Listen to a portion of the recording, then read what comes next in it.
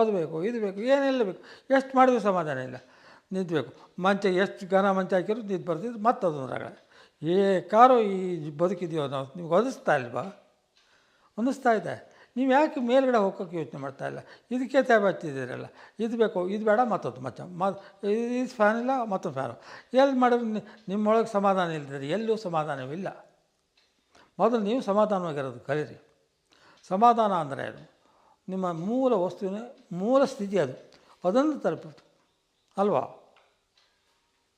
ನಿಮ್ಮ ಮೂಲ ಸ್ಥಿತಿಯನ್ನು ತಲುಪಿ ಶಾಂತವಾಗಿರಿ, ಸ್ವಸ್ಥವಾಗಿರಿ, ಸ್ವಸ್ಥ ಮನಸ್ಸನ್ನು ಹೊಡೆಯಿರಿ. ಅದು ಕೇವಲ ದಡ್ಡತನ ಅಲ್ಲ, ಅದು ವಿಶ್ವವ್ಯಾಪಿ ಆಗಿರೋ ಸ್ಥಿತಿ, ಸರ್ವವ್ಯಾಪಿ ಆಗಿರೋ ಸ್ಥಿತಿ, ಸರ್ವ ಪ್ರತಿಭ್ಯಷ್ಟಿ ಆಗಿರೋ ಸ್ಥಿತಿ. ಅದನ್ನು ತಲುಪಿ. ನೀವು ಎನರ್ಜಿ ಮನುಷ್ಯ ಶರೀರದಲ್ಲಿ ಮನುಷ್ಯನಂತ ವ್ಯವಹಾರ ಮಾಡುತ್ತೆ, ನಾಯಿಗಳ ಶರೀರದಲ್ಲಿ ನಾಯಿ ಹೆಂಗೆ ವ್ಯವಹಾರ ಮಾಡುತ್ತೆ, ಇರುವೆ ಶರೀರ ಇರುವೆ ಹೆಂಗೆ ಸಂಸಾರ ಮಾಡುತ್ತೆ? ಯಾವುದು ಸರಿ? ಈ ಮನುಷ್ಯ ಶರೀರದಲ್ಲಿ ನಾವು ಮನುಷ್ಯನಂತ ಬದುಕೋದು ಸರಿಯಾದ ನಿಮ್ಗೆ ಅನಿಸೋದು, ನಾಯಿಗಳ ಶರೀರದಲ್ಲಿ ನಾಯಿಗಳ ಸಂಸಾರವೇ ಅದೇ ಸರಿಯಾಗಿರುತ್ತೆ. ಯಾವುದು ಸರಿ? ಇಲ್ಲಿ ಯಾವುದೂ ಸರಿ ಇಲ್ಲ, ಎಲ್ಲವೂ ಒಂದಲ್ಲ ಒಂದು ವಿಕಾರ ಹೊಂದ್ಕೊಂಡ ಇದೆ. ನಮ್ಮಲ್ಲಿ ಒಂದು ಇರುವೆ ಹೋಗುತ್ತೆ, ಒಂದು ಗೊದ್ದ, ಒಂದು 3-4 ಹೋಗುತ್ತೆ, ಗೊದ್ದ ಅಂತ ಹೇಳ್ತಾವೆ. ಅವಕ್ಕೂ ಒಂದು ಕುಟುಂಬ ಇದೆ, ಅವು 3-4 ಹೋಗಿ ಆರಾಮಾಗಿ ಹೋಗ್ತವೆ, ಅವಕ್ಕೂ ಒಂದು ಸಂಸಾರ ಇದೆ. ಪ್ರಾಣನಲ್ಲಿ ಏನಾಗಿದೆ? ನಿಮ್ಮ ಒಂದೇ ಸಂಸಾರ ನೀವು ಯೋಚನೆ ಮಾಡ್ತೀರಾ?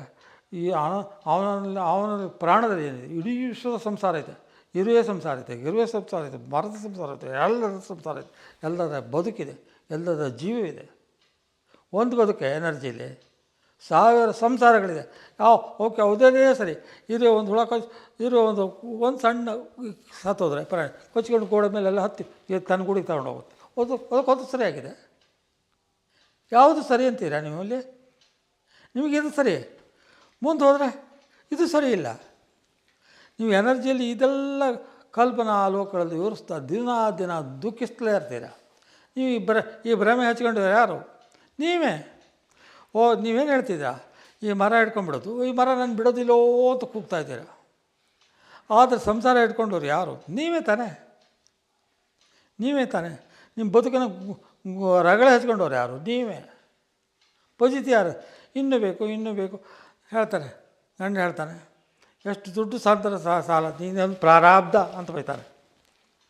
ಹೆಂಡ್ತಿ ಹೇಳ್ತಾರೆ, ನೀವು ನಾನು ಸರಿಯಾಗಿ ನೀವೇನೂ ಕೊಡಲೇ ಇಲ್ಲ, ನೀವು ನಿಮ್ಮನ್ನು ನಾವು ಕಟ್ಕೊಂಡು ನಾನು ಕೆಟ್ಟೆ ಅಂತ ಹೇಳ್ತಾರೆ. ಇದು ಯಾವುದು ಸರಿ? ಇದ್ರಾಗ ಯಾರೂ ಸರಿ ಇಲ್ಲ. ಈ ಎನರ್ಜಿಯ ಪ್ರಲೋಭನೆಗೆ ಸಿಕ್ಕಾಕೊಂಡು ಮನುಷ್ಯ ಪ್ರತಿಯೊಬ್ಬರೂ ಒದ್ದಾಡ್ತಾ ಇದ್ದಾರೆ.